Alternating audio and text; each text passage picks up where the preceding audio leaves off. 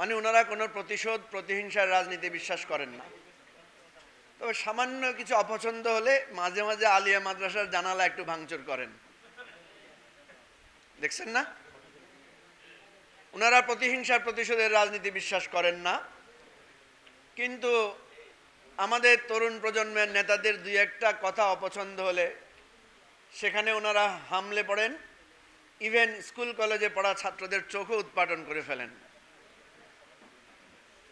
আপনারা বলেন, আমি 31 দফার মাত্র 1 নম্বর দফাটা পড়লাম, আমি যদি এই 31টা পড়ি আপনাদের মনে হবে যে আমি মনে হয় বানায় বানায় কিছু বলতেছি।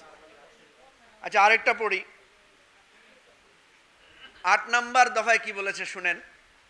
সংকীর্ণ রাজনৈতিক দলীয়করণের ঊর্ধ্বে উঠিয়া সকল রাষ্ট্রীয়, সাংবিধানিক ও সংবিধিবদ্ধ প্রতিষ্ঠানের স্বচ্ছতা, জবাবদিহিতা ও বিশ্বাসযোগ্যতা পুনঃপ্রতিষ্ঠা করার লক্ষ্যে এসব প্রতিষ্ঠান আইনি সংস্কারের মাধ্যমে পুনর্গঠন করা হবে।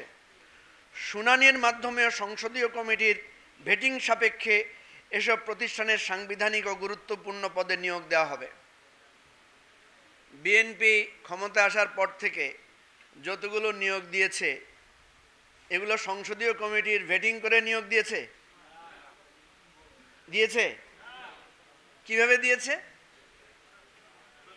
ওনাদের বিশেষ দলীয় বিবেচনায় ওনারা নিয়োগ দিয়েছেন। আপনারা শুনলে অবাক হবেন, একটা বিশ্ববিদ্যালয়ে একজন ভিসির নাম নিয়োগ দেওয়া হয়েছে, কয়েকদিন পরে বলছে যে এটা ভুলে দেওয়া হয়েছে, এটা আরেকজনের নাম। আমরা আশঙ্কা করেছিলাম যে যিনি ক্ষমতায় যান তিনি ক্ষমতার চেয়ারে তার প্রতিশ্রুতি ভুলে যান। এইটা যাতে ভুলতে না পারেন, কারণ আমরা কেউ কাউকে বিশ্বাস করি না। ক্ষমতায় বিএনপি যাক বা যেই যাক, সরে যেতে পারে। সেজন্য আমরা একটা চুক্তি করেছিলাম যে আমরা আসেন সবাই একটা সনদ তৈরি করি, যেই ক্ষমতায় যাবে আমরা সবাই মিলে সেটা বাস্তবায়ন করব। এবং এই সনদটায় বিএনপি কিছু কিছু বিষয়ে আপত্তি তুলেছে। কিছু আপত্তি তুলেছে আপনারা জানেন যে আমরা বলেছিলাম যে বিচার বিভাগ যেটা হবে, আমাদের জাজ যারা হবে, বিচারক যারা হবে, তারা যাতে দলীয় না হয়, ওনারা এটা চান না। তাহলে ওনারা কি চান? দলীয় বিচারক চান। তো ভাই, কালকে যদি বিএনপির পতন হয়ে যায়, বিএনপি বিরোধী দলে যায়, এই দলীয় বিচারকরা বিএনপির লোকদের জামিন বাতিল করে দিবে না? সব করে দিবে না? এটা তো বিএনপির ক্ষতি হবে ভবিষ্যতে।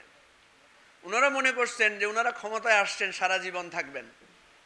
আমরা এই সনদটা করতে চেয়েছিলাম যেই ক্ষমতায় আসুক বা যেই বিরোধী দলে আসুক, সকলের জন্য যাতে কি হয়, একটা ন্যায় বিচার প্রতিষ্ঠিত হয়। আমরা বলেছিলাম প্রেসিডেন্ট এবং প্রধানমন্ত্রীর একটা ক্ষমতার ভারসাম্য থাকা উচিত।